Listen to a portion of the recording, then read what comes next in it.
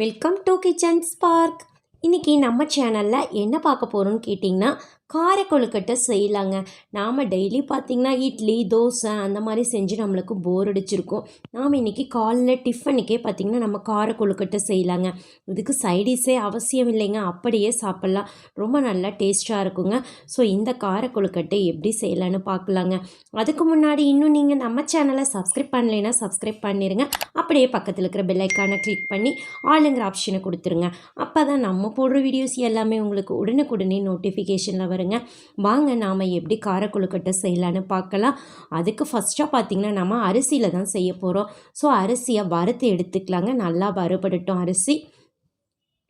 அரிசி நல்லா வறுத்தா தான் பார்த்திங்கன்னா உங்களுக்கு நல்லா வாசனையாக இருக்கும் கொழுக்கட்டை. ஸோ பாருங்கள், நல்லா அவுள் மாதிரி பொரிஞ்சு வர அளவுக்கு அடுப்பை மீடியம் ஃப்ளேமில் வச்சுட்டு நம்ம வறுத்துக்கலாம். பாருங்கள், வறுபடட்டும்.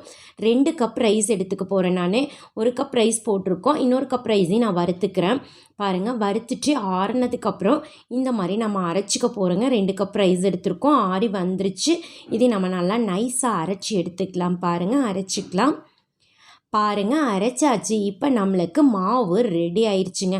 நெக்ஸ்ட்டு என்னன்னு கேட்டிங்கன்னா, நாம் எப்படி கார கொழுக்கட்டை செய்யலாம், அதுக்கு உண்டான நெக்ஸ்ட்டு ப்ராசஸ் என்னங்கிறத பார்க்கலாங்க. பாருங்கள், நெக்ஸ்ட்டாக பார்த்திங்கன்னா நம்ம ஒரு கடாய் வச்சுருக்குறோம். கடாய் காஞ்சதுக்கப்புறம் ஆயில் போட்டுக்கலாங்க. போட்டுட்டு கடுகு தாளிச்சிக்கலாம். கடுகு நல்லா பொரியட்டுங்க. பொரிஞ்சதுக்கப்புறம் பார்த்திங்கன்னா 2 டீஸ்பூன் அளவு கடலப்பருப்பு, 2 டீஸ்பூன் அளவு உளுந்தப்பருப்பு, பச்சை மிளகாய் ஒரு 6-7 பச்சை மிளகாய் எடுத்துக்கலாங்க. அப்புறம் பார்த்திங்கன்னா சின்ன வெங்காயம் எடுத்துக்கலாம். இந்த கொழுக்கட்டைக்கு சின்ன வெங்காயம் ரொம்ப டேஸ்ட்டாக இருக்கும். ஸோ பாருங்கள், ஒரு கொத்து கருவேப்பிலை இலை இதெல்லாம் எடுத்துகிட்டு நல்லா வறுத்துக்கலாங்க. கடலப்பருப்பு உளுந்தப்பருப்புலாம் கொஞ்சம் நிறையா ஆட் பண்ணிங்கன்னா சாப்பிட்றப்ப நல்லாயிருக்கும். ஸோ அதனால தான் கொஞ்சம் நிறையா ஆட் பண்ணியிருக்கோம். நல்லா வதங்கட்டுங்க. நெக்ஸ்ட்டு பார்த்திங்கன்னா வாசனைக்காக 1 டீஸ்பூன் அளவு சீரகங்க. இது ரொம்ப வறுபட அவசியம் இல்லை. ஒரு 2 தடவை நீங்கள் வறுத்து விட்டுட்டிங்கன்னா போதும். பாருங்கள், இப்போ நெக்ஸ்ட்டு பார்த்திங்கன்னா நம்ம தண்ணி ஆட் பண்ணிக்கலாங்க. 2 கப் ரைஸுக்கு பார்த்திங்கன்னா நீங்கள் ஒரு 1.5 கப் 1.25 அளவு எடுத்துட்டிங்கன்னா கரெக்டாக இருக்கும்.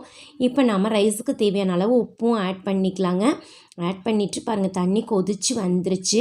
இந்த ஸ்டேஜில் நீங்கள் கொஞ்சம் கொஞ்சமாக நம்ம அரிசி மாவு அரைச்சி வச்சுள்ளோங்க, அது இதில் நம்ம ஆட் பண்ணிக்கலாம். பாருங்கள், சப்போஸ் உங்களுக்கு தண்ணி பத்தலை அப்படின்னா நீங்கள் சுடு தண்ணி வச்சு தொளிச்சு விட்டுட்டு இந்த மாதிரி கிளறிக்கலாம் நீங்கள். இப்போ எனக்கு 1.25 கப்பு ஊற்றிருக்கோம், கரெக்டாக இருக்குது. பாருங்கள், இந்த நாம்பல் வந்துருச்சு பாருங்கள், இது கரெக்டான பதம் உங்களுக்கு. பாருங்கள், நல்லா கிளறி விட்டுக்கலாம். அந்த நாம்புற அளவுக்கு உங்களுக்கு பதம் இருந்தால் போதும், கொழுக்கட்டை நல்லா வந்துடும். பாருங்கள், நான் வறுத்துட்டேன். இப்போ பார்த்திங்கன்னா நம்ம இட்லி ஆவியில் தான் வேக வைக்க போகிறோம். ஸோ அதனால் இட்லி தட்டெல்லாம் துணி போட்டுட்டு இந்த மாதிரி நம்ம நாம்பி வச்சுக்கலாம். பாருங்கள், நம்ம அரிசி ஆல்ரெடி வறுத்துருக்கிறதுனால சீக்கிரமாக வெந்து வந்துடும் உங்களுக்கு. பாருங்கள், நான் எல்லாமே நாம்பி இந்த மாதிரி ஒட்டுக்காவே வச்சுக்கலாம், தனித்தனியாக வைக்கணுங்கிற அவசியம் இல்லைங்க. நல்லாவே வெந்துடும். ஸோ பாருங்கள், நம்ம ஒட்டுக்காவே வச்சாச்சு. இப்போ பார்த்திங்கன்னா நான் அடுப்பில் ஆல்ரெடி இட்லி பானையில் தண்ணி ஊற்றி வச்சுருக்கோம், அது கொதிச்சிட்ருக்குது. பாருங்கள், கொதிச்சிட்ருக்கு. இப்போ நாம் அந்த பிளேட்டை மேலே வச்சு க்ளோஸ் பண்ணிக்கலாம். எவ்வளோ நேரம்னா இது ஒரு 10 நிமிஷம் மீடியம் ஃப்ளேமில் வெந்தாவே உங்களுக்கு வெந்துருங்க. ஏன்னா ஆல்ரெடி உங்களுக்கு அரிசியெல்லாம் வறுத்துருக்கனால சீக்கிரமாக வெந்துடும்.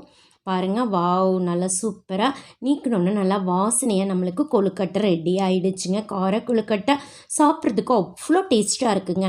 பாருங்கள், நான் கீழே இறக்கி வச்சுட்டேன். இப்போ நம்ம ஒரு பிளேட்டுக்கு மாற்றிக்கலாங்க. பார்த்தாவே பார்த்திங்கன்னா நாவில் எச்சி ஊறுதுங்க. அந்த அளவுக்கு பார்த்திங்கன்னா இது ரொம்ப நல்லா டேஸ்ட்டாக இருக்கும் உங்களுக்கு. இதுக்கு சைடிஷ்ஷே அவசியம் இல்லை, அப்படியே சாப்பிட்லாங்க. நீங்கள் வேணால் சாம்பார் சட்னி ஏதாவது குழந்தைங்க விரும்பி சாப்பிடுவாங்கன்னா அந்த மாதிரி கூட நீங்கள் செஞ்சு கொடுத்துக்கலாம். பாருங்கள், ரொம்ப சட்டுனே நம்ம ரெடி பண்ணிக்கலாம். ப்ரிப்ரேஷனில் எதுவுமே இல்லை, ஊற வைக்கணும் அரைக்கணும் அந்த மாதிரி இல்லை. மாவு அரிசி மட்டும் அரைச்சிங்கன்னா போதுங்க, சீக்கிரமாக நம்மளுக்கு கொழுக்கட்டை ரெடி ஆகிரும். காரத்துக்கு ஏற்ப நம்ம காரம் போட்டிருக்கனால சாப்பிட்றதுக்கு ரொம்ப டேஸ்ட்டாக இருக்குங்க. ஸோ நீங்களும் ஒரு தடவை இந்த மாதிரி பார்த்திங்கன்னா கார கொழுக்கட்டை செஞ்சு பாருங்கள், திரும்ப திரும்ப செய்ய தோணும் உங்களுக்கு. ஸோ செஞ்சு பார்த்துட்டு எப்படி இருக்குதுன்னு மறக்காமல் கமெண்ட் பாக்ஸில் கமெண்ட் பண்ணுங்கள். உங்களுக்கு இந்த வீடியோ பிடிச்சிருந்ததுன்னா உங்கள் ஃப்ரெண்ட்ஸுக்கெல்லாம் ஷேர் பண்ணுங்கள், லைக் பண்ணுங்கள். மறக்காமல் கிச்சன் ஸ்பார்க் சேனலுக்கு சப்ஸ்கிரைப் பண்ணுங்கள். தேங்க்ஸ் ஃபார் வாட்சிங்.